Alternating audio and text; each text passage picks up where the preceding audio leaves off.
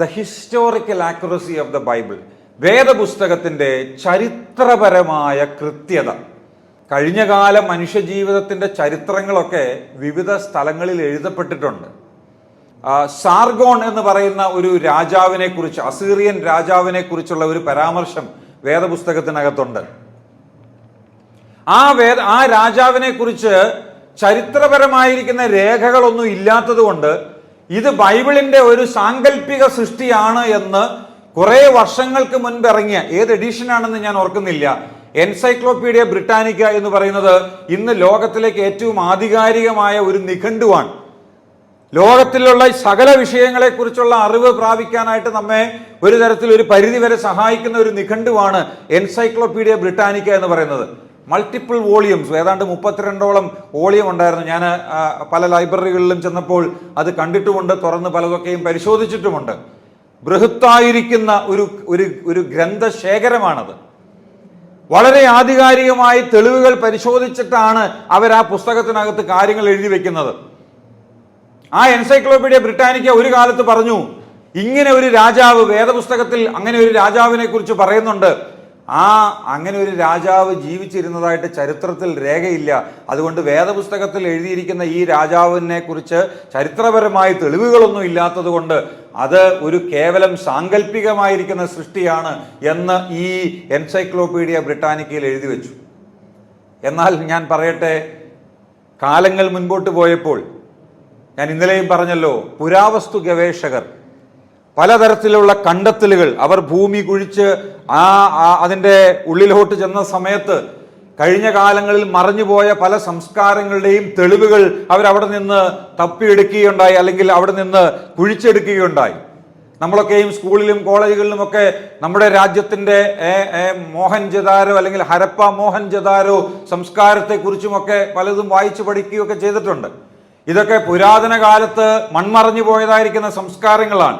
ഇന്ന് നോക്കുമ്പോൾ പുറമെ തെളിവുകളൊന്നും കാണാൻ കഴിയുകയില്ല. പക്ഷേ ഇതെല്ലാം ഈ ഗവേഷകർ അതിൻ്റെ തെളിവുകൾ, അന്നത്തെ കാലത്ത് ആളുകൾ എങ്ങനെ ജീവിച്ചിരുന്നു, എന്തൊക്കെ ഉപകരണങ്ങളാണ് ഉപയോഗിച്ചിരുന്നത്, എങ്ങനെയുള്ളതായിരിക്കുന്ന ജീവിത രീതികളാണ് അവർക്കുണ്ടായിരുന്നത്, അനേക കാര്യങ്ങൾ ഇതിൽ നിന്നൊക്കെ അവർക്ക് പഠിച്ച് മനസ്സിലാക്കാനായിട്ട് കഴിഞ്ഞിട്ടുണ്ട്. അതൊക്കെ ഭൂമി കുഴിച്ച് എടുത്തതായിരിക്കുന്ന തെളിവുകളിൽ നിന്നാണ് അവർക്ക് കണ്ടുപിടിക്കാൻ കഴിഞ്ഞത്. അങ്ങനെ പുരാവസ്തു ഗവേഷകർ ഒരു സമയത്ത് ഈ കാര്യങ്ങളൊക്കെ തെളിവുകൾ പരിശോധിച്ച് നടക്കുന്നതിനിടയിൽ അവർക്ക് വളരെ വ്യക്തമായിട്ട് ഈ നേരത്തെ പറഞ്ഞതായിരിക്കുന്ന ആ രാജാവിനെ കുറിച്ചുള്ള വളരെ വ്യക്തമായ രേഖകൾ അവർക്ക് ലഭിക്കുകയുണ്ടായി. ഒരു കാലത്ത് വേദപുസ്തകത്തിൽ എഴുതിയ അത് നിർമ്മിത കഥയാണ്, സാങ്കല്പിക കഥാപാത്രമാണ് എന്ന് പറഞ്ഞ ആ എൻസൈക്ലോപീഡിയ ബ്രിട്ടാനിക്ക അവരതിന് ക്ഷമാപണം നടത്തിയോ എന്ന് എനിക്കറിയില്ല. പക്ഷെ അവര് അടുത്ത എഡീഷനിൽ അത് തിരുത്തി എഴുതി, ഇങ്ങനെ ഒരു രാജാവ് ജീവിച്ചിരുന്നു എന്ന് പറഞ്ഞാൽ വേദപുസ്തകത്തിൽ എഴുതിയിരിക്കുന്നത് തിരുത്തേണ്ടതായ ആവശ്യം വന്നില്ല. ഏത് നിഘണ്ടുവാണെങ്കിലും അത് തിരുത്തി കാണും. പക്ഷേ വേദപുസ്തകം പറഞ്ഞതായിരിക്കുന്ന കാര്യം അത് ആധികാരികമാണ് എന്നുള്ളതിന് സംശയമൊന്നുമില്ല. ഞാൻ ഈ ചരിത്രപരമായിരിക്കുന്ന കൃത്യതയ്ക്ക് കൂടുതൽ വിശദമായിരിക്കുന്ന വിവരണങ്ങളിലേക്ക് പോകാതെ ചില സാക്ഷ്യങ്ങൾ നിങ്ങളുടെ മുമ്പാകെ പരിചയപ്പെടുത്താനായിട്ട് ആഗ്രഹിക്കുകയാണ്. ചരിത്ര ഗവേഷകരായിട്ടുള്ള ആളുകളുടെ, അഥവാ ഹിസ്റ്റോറിയൻസ്, ഇതിനെക്കുറിച്ച് പറഞ്ഞിട്ടുള്ളതായിരിക്കുന്ന ചില കാര്യങ്ങൾ. ഈ വില്യം റാംസെ എന്ന് പറയുന്ന ഞാൻ ഈ പറയുന്ന പേരുകളൊന്നും ചിലപ്പോൾ എല്ലാവർക്കും പരിചയമുണ്ടാകണമെന്നില്ല. പക്ഷേ ഇവരൊക്കെ കഴിഞ്ഞ കാലങ്ങളിൽ വളരെ അധികം സംഭാവനകൾ ലോകത്തിന് നൽകിയിട്ടുള്ള ആളുകളാണ്. ആരായിരുന്നു വില്യം റാംസെ എന്ന് ചോദിച്ചാൽ, he was a professor of humanity at the university of Aberdeen in Scotland. Scotland എന്ന് പറയുന്ന സ്ഥലത്തെ അബേർഡീൻ എന്ന യൂണിവേഴ്സിറ്റി, അത് വളരെ പ്രശസ്തമായിരിക്കുന്ന ഒരു യൂണിവേഴ്സിറ്റിയാണ്. നിങ്ങൾക്ക് അത് ഈ ഗൂഗിളിലൊക്കെ അടിച്ചു നോക്കിയാൽ കാണാം. അവിടെ ഹ്യൂമാനിറ്റിയുടെ ഒരു പ്രൊഫസറായിരുന്നു. അദ്ദേഹത്തെക്കുറിച്ച് മനസ്സിലാക്കാൻ കഴിഞ്ഞിട്ടുള്ള, അല്ലെങ്കിൽ അദ്ദേഹത്തിന്റെ കാലഘട്ടത്തിൽ, അദ്ദേഹം ജീവിച്ചിരുന്നതായിരിക്കുന്ന ആ കാലഘട്ടത്തിൽ അദ്ദേഹത്തെക്കുറിച്ച് പറയുന്നത്, he was the world's most eminent authority on the geography and history of ancient Asia minor എന്നാണ്. ഇന്ന് ടർക്കി എന്നറിയപ്പെടുന്നതായ ആ ഏൻഷ്യന്റ് ഏഷ്യ മൈനറിനെ കുറിച്ചുള്ള അതിൻ്റെ ചരിത്രപരമായ ഭൂമിശാസ്ത്രപരമായ കാര്യങ്ങളെ സംബന്ധിച്ച് ഏറ്റവും ആധികാരികമായി സംസാരിക്കാൻ കഴിയുന്ന ഒരാളായിരുന്നു ഈ വില്യം റാംസെ എന്ന് പറയുന്ന ആള്. ചെറിയ ആളല്ല. അദ്ദേഹം ഒരു കാലത്തൊരു പ്രസ്താവന നടത്തി. ലൂക്കോസിന്റെ സുവിശേഷവും അതുപോലെ തന്നെ ലൂക്കോസ് എഴുതിയ 2 പുസ്തകങ്ങൾ വായിച്ചിട്ട് ലൂക്കോസിന്റെ സുവിശേഷവും അതുപോലെ തന്നെ അപ്പോസ്തല പ്രവൃത്തിയുടെ പുസ്തകവും ഒക്കെ പരിശോധിച്ചിട്ട് അദ്ദേഹം പറഞ്ഞ ഒരു സ്റ്റേറ്റ്മെന്റ് ഉണ്ട് ഈ അപ്പോസ്തല പ്രവൃത്തികളുടെ പുസ്തകത്തെക്കുറിച്ച്. അദ്ദേഹം പറഞ്ഞത് ഇങ്ങനെയാണ്: A highly imaginative and carefully coloured account of primitive Christianity എന്നാണ് അദ്ദേഹം ആദ്യം പറഞ്ഞ സ്റ്റേറ്റ്മെന്റ് ആണ്. ഒരു കാലത്ത് പറഞ്ഞ ഒരു സ്റ്റേറ്റ്മെന്റ് ആണ് ഞാൻ പറഞ്ഞത്. A highly imaginative and carefully coloured account of primitive Christianity എന്ന് പറഞ്ഞാൽ വേദപുസ്തകത്തിന് എതിരായിട്ടാണ് ഇദ്ദേഹം സംസാരിക്കുന്നത്. ആദ്യകാലത്തെ ക്രിസ്ത്യാനിത്വത്തെ സംബന്ധിച്ചിടത്തോളം വളരെ ഭാവനാത്മകമായി സൃഷ്ടിക്കപ്പെട്ടതും വളരെയധികം നിറം പിടിപ്പിച്ചതുമായിരിക്കുന്ന കഥകൾ എഴുതി ചേർത്ത ഒരു എഴുത്താണ് ഈ ലൂക്കോസിന്റെ അപ്പോസ്തല പ്രവൃത്തികളുടെ പുസ്തകം എന്നാണ് ഈ റാംസെ ഒരു കാലത്ത് അഭിപ്രായപ്പെട്ടത്. എന്നിട്ട് അദ്ദേഹം ഈ കാര്യം വളരെ ആധികാരികമായിട്ട് തന്നെ മറ്റുള്ളവരെ പഠിപ്പിക്കാൻ വേണ്ടിയിട്ട് ഇതിനെക്കുറിച്ചൊരു പഠനം നടത്താനായിട്ട് പുറപ്പെട്ടു. അദ്ദേഹം അതിൻ്റെ റിസൾട്ടുമായിട്ട്, അഥവാ ആ പഠനം നടത്തിയതിൻ്റെ ഒരു റിസൾട്ട്, അതിൻ്റെ ആ റിസർച്ചിൻ്റെ ആ ഔട്ട്കം അത് ഒരു പുസ്തകമായിട്ട് താൻ പ്രസിദ്ധീകരിക്കുകയുണ്ടായി. ആ പുസ്തകത്തിൻ്റെ ടൈറ്റിൽ എങ്ങനെയായിരുന്നു? The bearing of recent discovery on the trustworthiness of the new testament എന്ന് പറഞ്ഞുകൊണ്ടായിരുന്നു. പുതിയ നിയമത്തിൻ്റെ വിശ്വസനീയത, അഥവാ ഈ ഏറ്റവും പുതിയതായ കണ്ടുപിടുത്തങ്ങളുടെ അടിസ്ഥാനത്തിൽ ഉള്ള പുതിയ നിയമത്തിൻ്റെ വിശ്വസനീയത എന്ന് പറഞ്ഞുകൊണ്ടാണ് അദ്ദേഹം ആ പുസ്തകം എഴുതിയത്. ആ വ്യക്തി ഈ ഒരു പഠനം നടത്തിയതിൻ്റെ ഫലമായിട്ട് താൻ രക്ഷിക്കപ്പെട്ട് ക്രിസ്ത്യാനിയായി തീർന്നു എന്ന് മാത്രമല്ല, പിൽക്കാലത്ത് വേദപുസ്തകത്തിനെ ഏറ്റവും ശക്തമായി പ്രതിരോധിക്കുന്ന, അഥവാ ഡിഫെൻഡ് ചെയ്യുന്ന, അതിനുവേണ്ടി സപ്പോർട്ട് ചെയ്യുന്ന ഒരു വ്യക്തിയായിട്ട് വില്യം റാംസെ എന്ന ആള് മാറി എന്നുള്ളത് ഏറ്റവും ശ്രദ്ധേയമായിട്ടുള്ള ഒരു കാര്യമാണ്. അദ്ദേഹം അതിനുശേഷം പറഞ്ഞതായിരിക്കുന്ന ചില സ്റ്റേറ്റ്മെന്റുകളുണ്ട്. ഞാനതെല്ലാം വിശദീകരിക്കാനായിട്ട് ആഗ്രഹിക്കുന്നില്ല. I take the view that Luke's history is unsurpassed in regard to its trustworthiness. ലൂക്കോസിന്റെ സുവിശേഷവും ഈ അപ്പോസ്തല പ്രവൃത്തിയുടെ പുസ്തകവും എല്ലാ സമാനതകളില്ലാത്ത വിധം അത് വിശ്വസനീയമായിട്ടുള്ള നിലയിലുള്ള ഒരു പുസ്തകമാണ് എന്നാണ്. എന്നിട്ട് മാത്രമല്ല, അദ്ദേഹം പറഞ്ഞതായിരിക്കുന്ന ഒരു കാര്യമുണ്ട്: നിങ്ങൾ ഏത് തരത്തിലുള്ളതായിരിക്കുന്ന ഒരു പരിശോധനയിലൂടെയും ഈ ലൂക്കോസിന്റെ ഈ വിവരണത്തെ കടത്തിവിട്ടാൽ എത്ര കഠിനമായിരിക്കുന്ന പരിശോധനയെയും അതിജീവിക്കാനായിട്ട് ആ പുസ്തകത്തിന് കഴിയുമെന്നാണ് അദ്ദേഹം പറഞ്ഞത്. You may press the words of Luke in a degree beyond any other historians, and they stand the keenest scrutiny and the hardest treatment. അദ്ദേഹത്തിന്റെ വാക്കുകളാണ്. ഏത് ശക്തമായിരിക്കുന്ന ടെസ്റ്റിനെയും പരിശോധനയെയും അതിജീവിക്കത്തക്ക നിലയിൽ അത്രമാത്രം സുശക്തമാണ് ഈ ലൂക്കോസിന്റെ ഈ ചരിത്രപരമായിരിക്കുന്ന ആഖ്യാനം എന്ന് അദ്ദേഹം പറഞ്ഞു. വില്യം റാംസയെ ഒരു തെളിവായിട്ട് ഞാൻ എടുത്തു പറഞ്ഞെന്ന് മാത്രമേ ഉള്ളൂ. എല്ലാവരെയും ഒന്നും വിവരിക്കാനായിട്ട് എനിക്ക് സാധിക്കുകയില്ല. വില്യം എഫ് ഓൾബ്രൈറ്റ് എന്ന് പറയുന്നതായിരിക്കുന്ന ആളും ഇതുപോലെ തന്നെ ഒരു കാലത്ത് വേദപുസ്തകത്തെ സംശയിച്ച ആളാണ്. ഇദ്ദേഹമൊക്കെ ധാരാളം എഴുത്തുകൾ വേദപുസ്തകത്തിനോടുള്ള ബന്ധത്തിൽ എഴുതിയിട്ടുണ്ട്. ഇവരൊക്കെ ഒരു രസകരമായിരിക്കുന്ന ഒരു കാര്യം, ഇവർ ഒരു കാലത്ത് ഈ വേദപുസ്തകത്തെ തള്ളിപ്പറഞ്ഞവരാണെന്നുള്ളതാണ്. ഇതിനെക്കുറിച്ച് പരിശോധിക്കുന്നതിന് മുൻപ്, പഠിക്കുന്നതിന് മുൻപ് they outrightly denied the Bible. അവര് ഒറ്റയടിക്ക് അങ്ങ് വേദപുസ്തകത്തെ സമ്പൂർണ്ണമായി തള്ളിപ്പറഞ്ഞവരാണ്.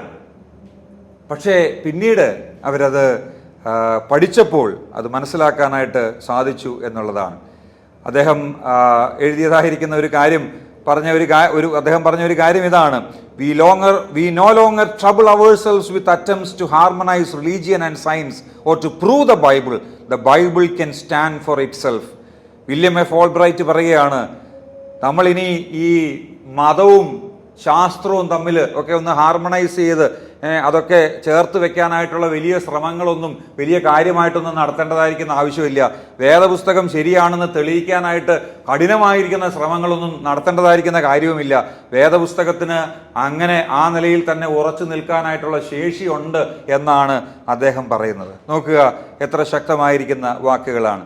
അതുപോലെ തന്നെ റോബർട്ട് ഡിക് വിൽസൺ എന്ന് പറയുന്ന ഒരു വ്യക്തിയുണ്ട്. അദ്ദേഹവും പ്രിൻസ്റ്റൺ യൂണിവേഴ്സിറ്റിയിൽ നിന്ന് ഉന്നത വിദ്യാഭ്യാസം നേടിയതായിരിക്കുന്ന ഒരാളാണ്.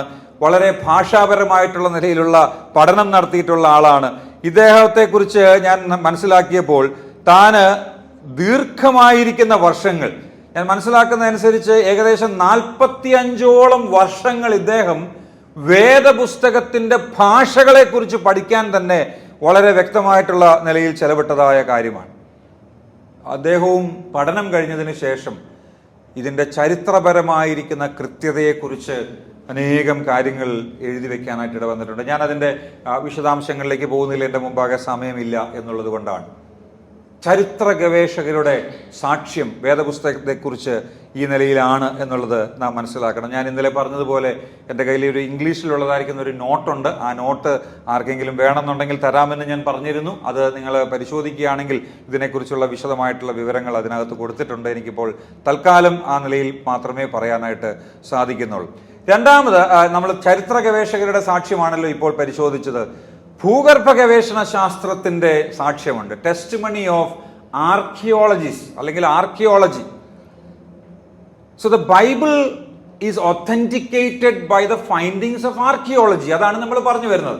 ഭൂഗർഭ ഗവേഷണ ശാസ്ത്രം അഥവാ ഈ ആർക്കിയോളജി എന്ന ആ ഒരു പ്രത്യേക ഗവേഷണ വിഭാഗം, അതിന്റെ സാക്ഷ്യം നാം പരിശോധിക്കുമ്പോൾ വേദപുസ്തകത്തിൽ എഴുതപ്പെട്ടിട്ടുള്ളതായിരിക്കുന്ന കാര്യങ്ങൾ അത് ചരിത്രപരമായിട്ട് സത്യമാണ് എന്നുള്ളത് നമുക്ക് മനസ്സിലാക്കാനായിട്ട് കഴിയും. ഇതിൻ്റെയും വിശദാംശങ്ങളിലേക്ക് പോകാനായിട്ട് എനിക്ക് സാധിക്കില്ല. ചില കാര്യങ്ങൾ ഞാൻ അക്കമിട്ട് ഇവിടെ എഴുതിയിട്ടുണ്ട്. നോക്കുക, ഏദൻ തോട്ടത്തിന്റെ സ്ഥാനം. നിങ്ങൾക്കത് വായിക്കാനായിട്ട് കഴിയുമോ എന്ന് എനിക്കറിയില്ല, പുറകിലിരിക്കുന്ന ആളുകൾക്ക് കാണാൻ കഴിയുമോ എന്നറിയില്ല. ചെറിയ അക്ഷരത്തിലാണ് അത് എഴുതി വെച്ചിട്ടുള്ളത്. ഏദൻ തോട്ടത്തിന്റെ സ്ഥാനത്തെക്കുറിച്ച് ഉള്ളതായിരിക്കുന്ന ഒരു ആർക്കിയോളജിയുടെ ഒരു ടെസ്റ്റിമണി എന്ന് പറയുന്നത്, ഒരു വാക്ക് ഞാൻ അതിനെക്കുറിച്ചൊന്ന് പറഞ്ഞോട്ടെ.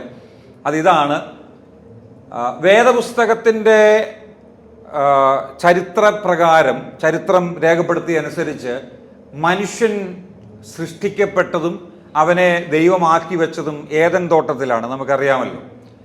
ഏദൻ തോട്ടത്തിൻ്റെ എക്സാക്ട് ലൊക്കേഷൻ ഏതാണെന്നുള്ളതൊന്നും നമുക്കറിയില്ല, നമുക്ക് കൃത്യമായിട്ട് അറിയില്ല. ഏകദേശം ഒരു സ്ഥലത്തെക്കുറിച്ചുള്ള ഒരു ധാരണ മാത്രമേ നമുക്കുള്ളൂ. ആ ഏദൻ തോട്ടത്തിൽ കൂടെ ഒഴുകിക്കൊണ്ടിരിക്കുന്ന 3-4 നദികളെക്കുറിച്ചൊക്കെ പരാമർശിക്കുന്നുണ്ട്.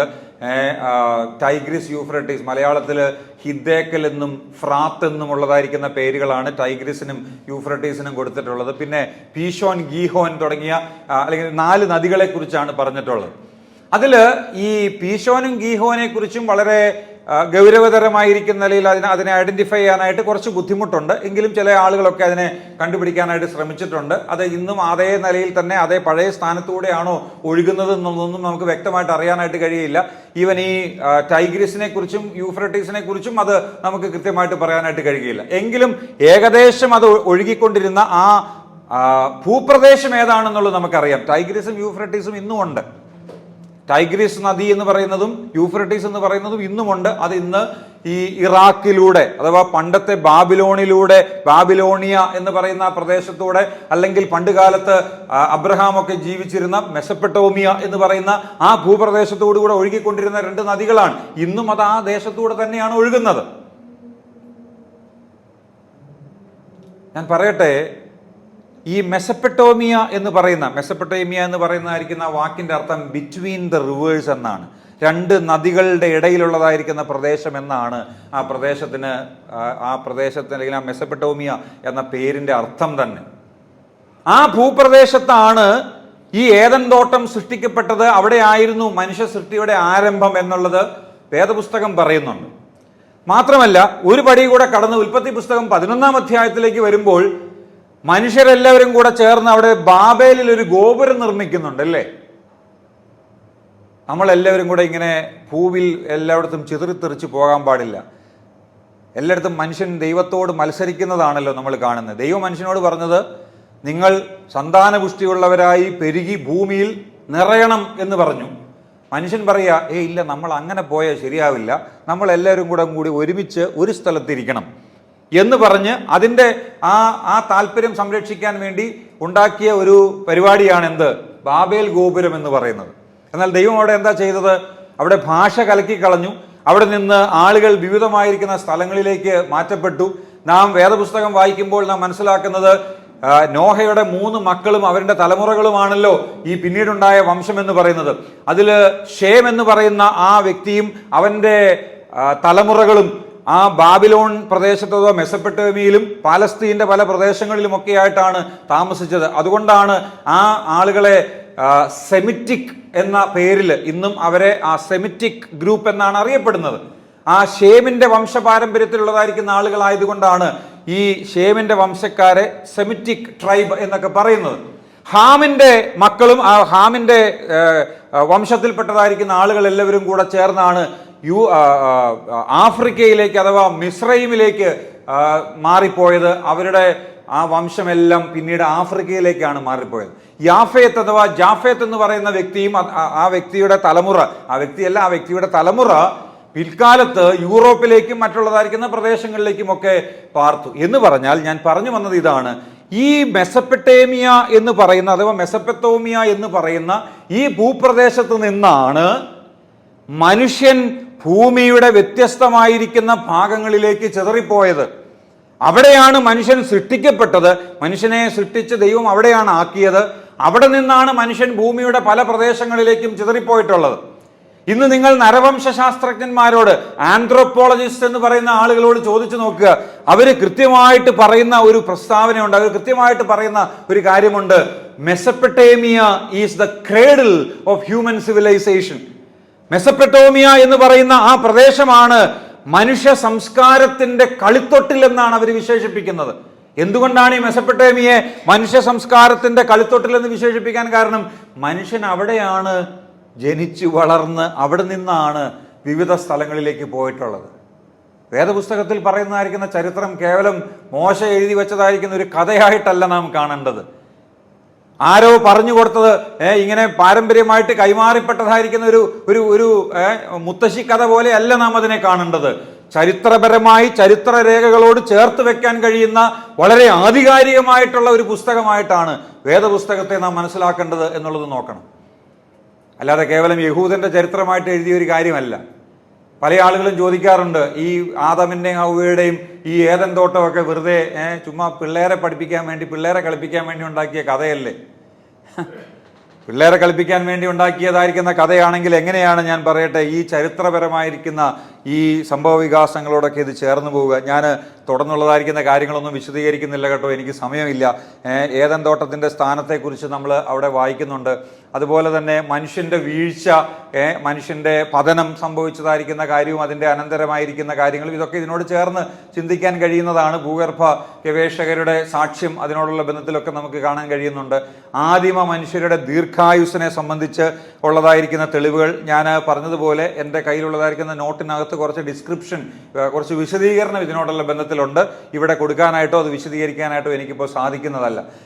ആദിമ മനുഷ്യരുടെ ദീർഘായുസ്സിനെ സംബന്ധിക്കുന്ന തെളിവുകൾ നമ്മുടെ കയ്യിലുണ്ട്.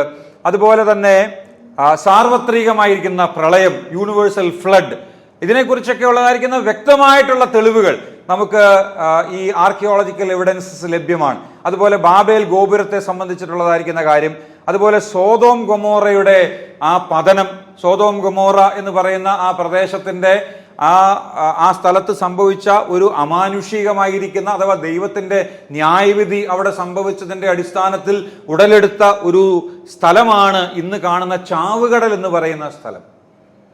ആ ചാവുകടൽ ആ നിലയിലുള്ള ആ ഒരു അവസ്ഥയിലേക്ക് ആയിത്തീരാനായിട്ട് കാരണമായത് എന്തോ ഒരു വലിയ എന്താ എന്ന് പറയുന്ന സൂപ്പർ നാച്ചുറൽ ആയിട്ടുള്ള ഒരു ആക്ടിവിറ്റി, അമാനുഷികമായിരിക്കുന്ന നിലയിലുള്ള ഒരു സംഭവം അവിടെ നടന്നിട്ടുണ്ട് എന്നാണ്.